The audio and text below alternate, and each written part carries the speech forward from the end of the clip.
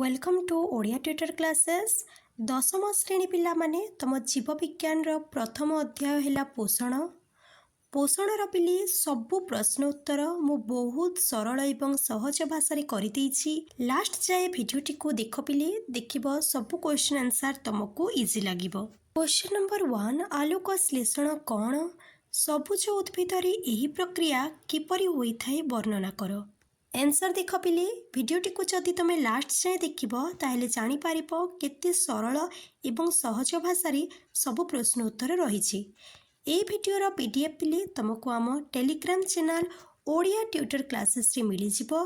जदि टेलीग्राम किंबा इंस्टाग्राम रे जॉइन होगापी चाहूच ताहले डिस्क्रिप्शन रे लिंक अच्छी तुम जॉइन हो पारिबो। आलोक श्लेषण एक जैव रासायनिक प्रक्रिया जहा द्वारा पत्र हरित समस्त उद्भिद और नीलहरित शैवाल आदि समस्त जीव सूर्यर आलोक शक्ति को उपयोग करी क्लोरोफिल उपस्थिति रे अंगारकाम्ल जातीय खाद्य प्रस्तुत करिथांती। परीक्षा रे पिले जेमिति लिखिले लॉन्ग क्वेश्चन रे फुल मार्क रखि पारिबो ठीक सही परि भाबरे मो पॉइंट वाइज लिखिछि। सबुज उद्भिद आलोक श्लेषण प्रक्रिया आलोक प्रक्रिया अंधकार प्रक्रिया द्वारा होइथाय। आलोक श्लेषण रे आलोक प्रक्रिया थाइलाकोइड झिल्ली रे और अंधकार प्रक्रिया क्लोरोप्लास्ट स्ट्रोमा रे संपादित हुए। आलोक प्रक्रिया एक आलोक रासायनिक पर्याय अटे। एही प्रक्रिया हरित लवक ग्राना रे संपादित हुए।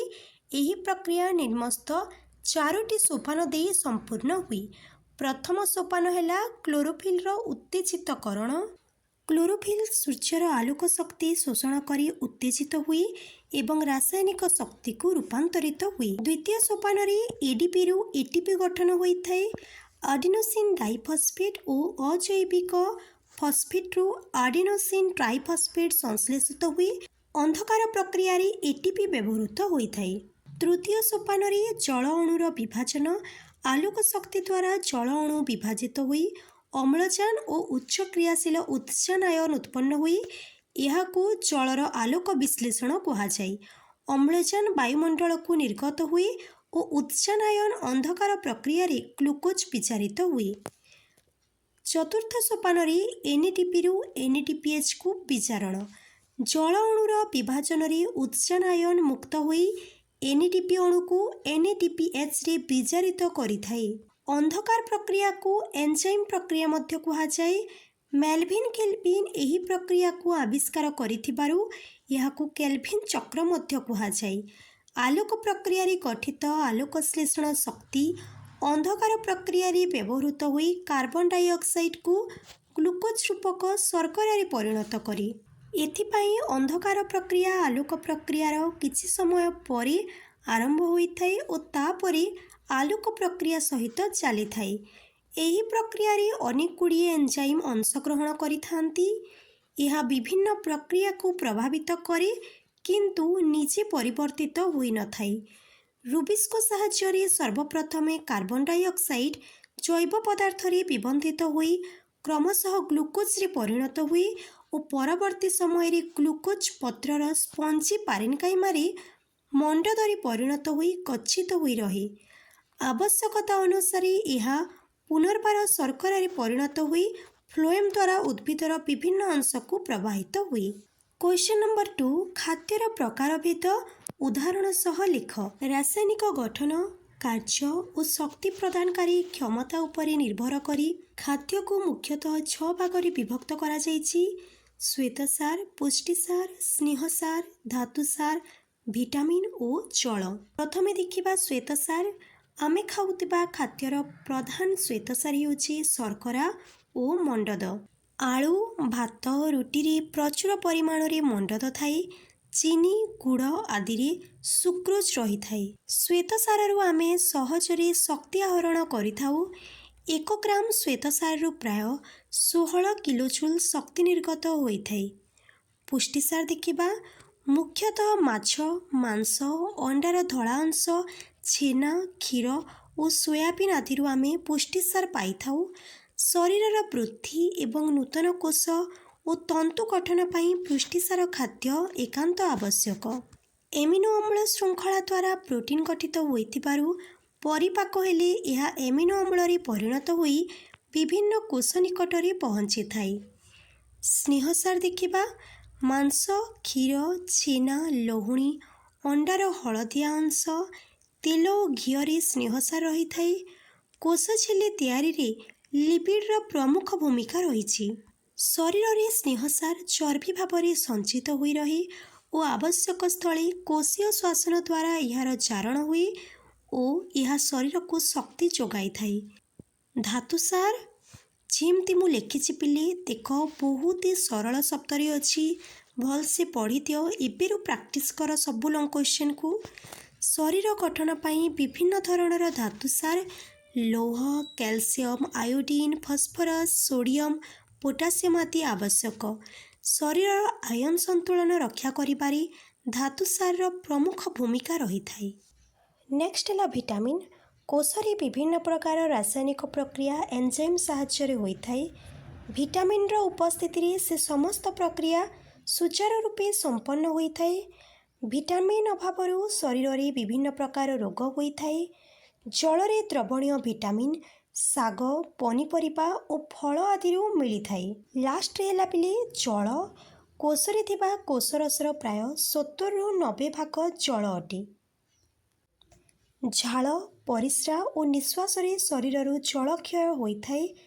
ताहार भरणा पाई प्रतिदिन प्राय 3 ରୁ 4 लिटर पानी पीवा उचित। क्वेश्चन नंबर 3, परभोजी पोषण कौन? परभोजी पोषणर प्रकार भेद उदाहरण सह बुझाओ।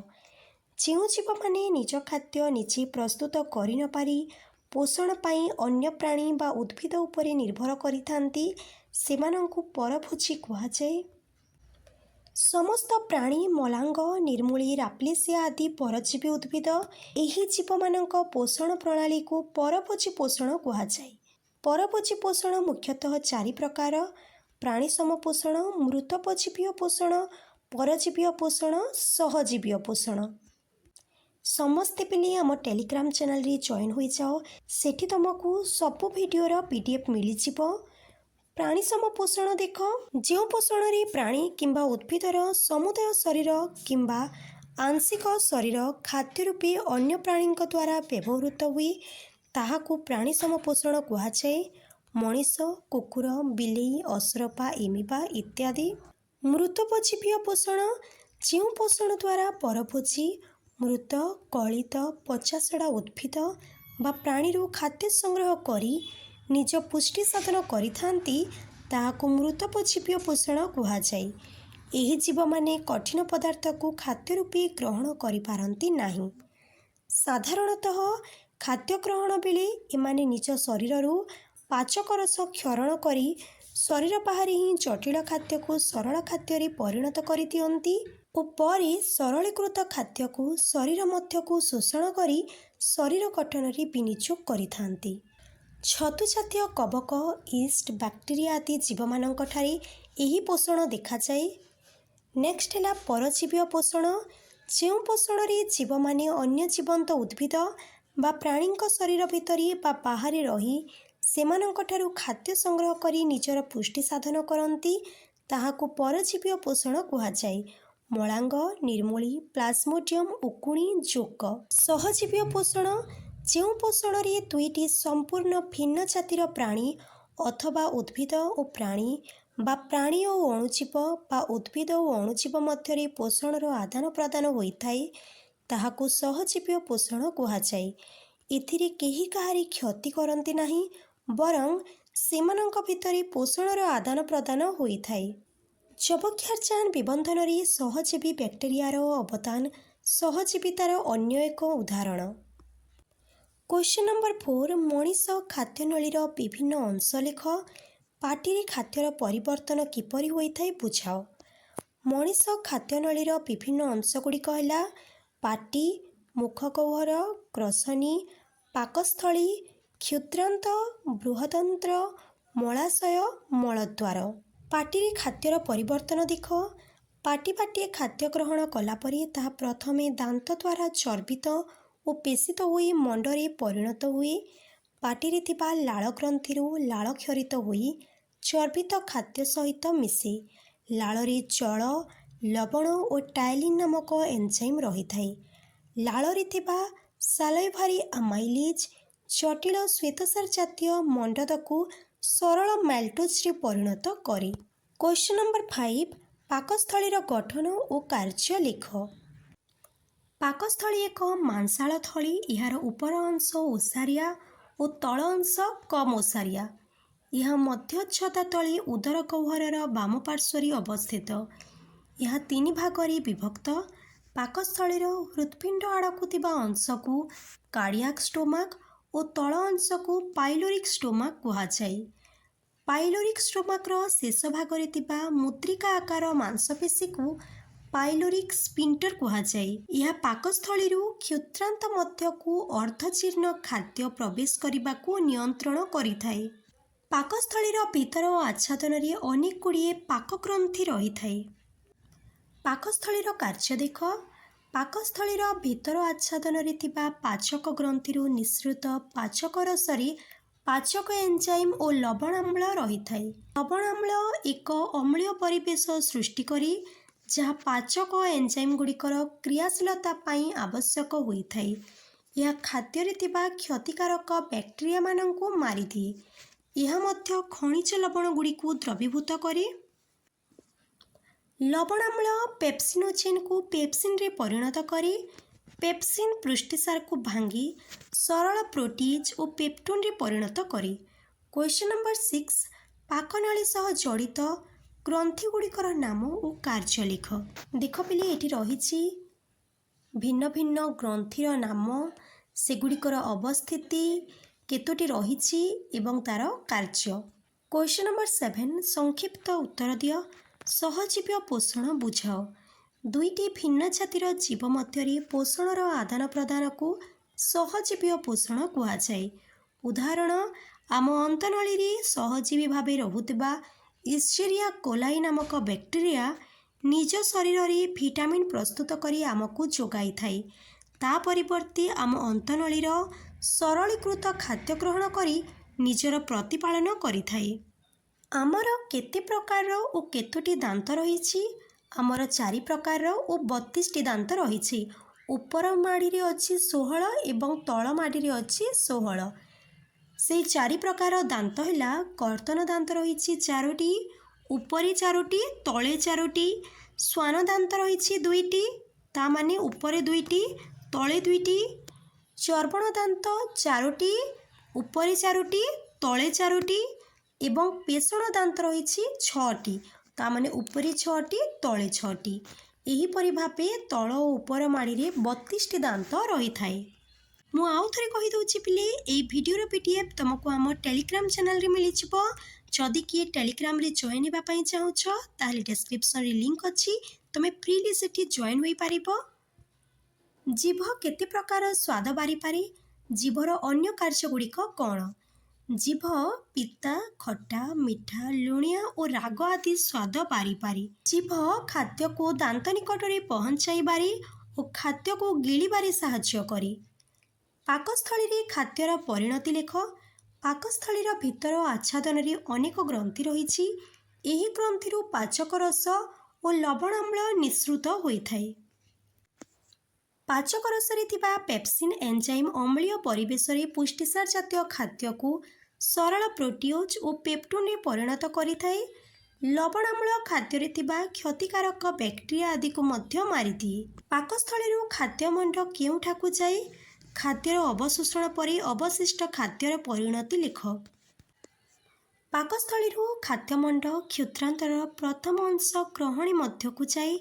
ଏଠାରେ ସ୍ନେହସାର ଖାଦ୍ୟର ଅବଦ୍ରବୀକରଣ ହୋଇଯାଏ ଓ ଖାଦ୍ୟଦ୍ରବ୍ୟ ସାମାନ୍ୟ କ୍ଷାରୀୟ ହୋଇଥାଏ।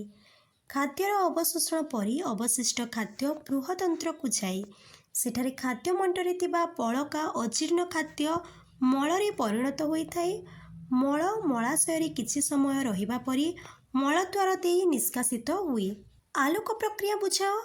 ଆଲୋକ ପ୍ରକ୍ରିୟା ପାଇଁ କ୍ଲୋରୋଫିଲ୍, ଜଳ, ଆଲୋକ ଆବଶ୍ୟକ। କ୍ଲୋରୋଫିଲ୍ ଅଣୁଗୁଡ଼ିକ ଦୃଶ୍ୟମାନ ଆଲୋକ ରଶ୍ମିକୁ ଶୋଷଣ କରି ଶକ୍ତି ପ୍ରବାହ ଜରିଆରେ ଏକ କ୍ଲୋରୋଫିଲ୍ ଅଣୁକୁ ଅଧିକ ଶକ୍ତି ସମ୍ପନ୍ନ କରି ଏଥିରେ ଉତ୍ତେଜନା ସୃଷ୍ଟି କରିଥାନ୍ତି। ଏହି ଉତ୍ତେଜିତ କ୍ଲୋରୋଫିଲ୍ରୁ ଏକ ଇଲେକ୍ଟ୍ରନ୍ ବାହାରି थाइलाकॉइड झिल्ली प्रवाह करने द्वारा थाइलाकॉइड भीतर को उत्सर्जन आयन प्रवाहित होता है। परिशेष यह एक निम्न शक्ति संपन्न चालित निकोटिनामाइड आडेनाइन डाइन्यूक्लियोटाइड फॉस्फेट नामक एक सहकारक पहुँची यह विचारित करिथाए। आलोक श्लेषण रूबिस्कोर भूमिका बुझाओ। केल्विन चक्र रूबिस्कोरु आरंभ होई परिशेष सेहिठारे ही समाप्त होता है। फलतः केवल अंगारकाम्ल यही प्रक्रिया द्वारा शर्करारे परिणत होता है। प्रत्येक रूबिस्को अणु गोटे लेखाएं कार्बन डाइऑक्साइड अणु ग्रहण करी परे विभाजित होता है और दुईटी फॉस्फोग्लिसरिक एसिड प्रस्तुत करिथाए जहाको आमे PGA लिखिपारिबा। एहीपरि रूबिस्को सहित कार्बन डाइऑक्साइड मिसी रूबिस्को साहाय्य 12टी PGA रे परिणत होइथांती। एथिमध्यरु दुईटी PGA गोटे ग्लुकोज अणु प्रस्तुत करिथांती और अवशिष्ट 10टी PGA रो पुनश्चक्रण घटी रूबिस्को अणु जात होइथाए। क्वेश्चन नंबर 8 गोटे वाक्य रे उत्तर दियो। जीभर कार्य कौन? स्वाद पारिबा सह खाद्य को दांत निकट रे पहुंचाइबा कथा कहिबारे सहायता करिबा जीभर कार्य अटे। मनीष माढ़ी रे केउ प्रकार दांत रहिछि? मनीषर माढ़ी रे कर्तन, छेदक बा स्वान, चर्बण और पेषण दांत रहिछि। पित्तर कार्य कौन? खाद्यर अम्लत्व दूर करने सहित स्नेहसार जातीय खाद्यर अवद्रवीकरण कराइबारे साहाय्य करे। बृहदंत्र रे कौन अवशोषण होता है? बृहदंत्र रे जल और केतेक इलेक्ट्रोलाइट रो अवशोषण होता है। पाचक रस रे केउ प्रकार एंजाइम रहिछि? पाचक रस रे पेप्सिन और लाइपेज एंजाइम रहिछि। आलोक प्रक्रिया रे कौन उत्पन्न हुए? आलोक प्रक्रिया रे आलोक शक्ति द्वारा जलर आलोक विश्लेषण घटी NADPH और ATP गठित होगा सह अम्लजान मुक्त हुए। आलोक श्लेषण शक्ति कौन? NADPH और ATP उभय मिसी आलोक श्लेषण शक्ति गठन करिथांती। क्वेश्चन नंबर 9 अंधकार प्रक्रिया रे गोटे ग्लुकोज प्रस्तुत करिबा पई केतोटी कार्बन डाइऑक्साइड रो आवश्यकता पड़िथाए? 6टी। थाइलाकॉइड झिल्ली रे प्रवाहित होउतबा इलेक्ट्रॉन परिशेष रे केउठारे पहुंची थाए? NADP+। टाइलिन एंजाइम केउथिरे रही थाए? लाल रे। आम शरीरर केउठी एक मिश्रित ग्रंथि अटे? अग्नाशय। क्वेश्चन नंबर 10 पाकस्थलीर उपर अंश को कार्डियाक स्टोमाक और तल अंश को डैश कहा जाए? Pyloric stomach. मलांग निर्मूली आदि डैश उद्भिद अटंती? परजीवी। लाल रे डैश नामक एंजाइम रही थाए? टायालिन। खाद्य और पवन को जे जहा बाटरे चालन करिबा पई ग्रसनी रे रहिछि? अधिजीवा। पित्त स्नेहसार जातीय खाद्यर डैश कराई थाए? अवद्रवीकरण। जलर आलोक विश्लेषण थाइलाकॉइड डैश रे हुए? झिल्ली। क्वेश्चन नंबर 11 वाक्य रे चिन्हित रेखांकित शब्द किंबा शब्दपुंज को बदलाई ठीक वाक्य लिख। पित्तरे रहितिबा टाइलिन स्नेहसार जातीय खाद्यर अद्रवीकरण कराए। पित्त लवण। मनीषर प्रति माढ़ी रे दुईटी कर्तन दांत रहिछि? 4टी। जो परभोजी मृत कलित पचासढ़ा उद्भिद बा प्राणी खाद्य संग्रह करी निज पुष्टि साधन करिथांती सेमानंकु परजीवी कुहाଯାଏ। मृतपजीवी। प्लाज्मोडियम एक बाह्य परजीवी अंतः परजीवी। क्वेश्चन नंबर 12 प्रथम दुईटी शब्दर संपर्क को देखी तृतीय सह संपर्कित शब्दटी कौन हेब लिख। ग्लूकोज श्वेतसार, एमिनो एसिड पुष्टिसार। प्लाज्मोडियम अंतः परजीवी, उकुणी बाह्य परजीवी। खाद्यनलीर द्वारा गलेट, श्वासनलीर द्वारा ग्लटिस। ग्लाइकोलिसिम कोष जीवक, साइट्रिक अम्ल चक्र माइटोकॉन्ड्रिया। भिडियोटी को लाइक कर दियो, तम सांग मानक सह शेयर कर दियो। जो पिला माने चैनल रे नुआ अछ सब्सक्राइब कर दियो।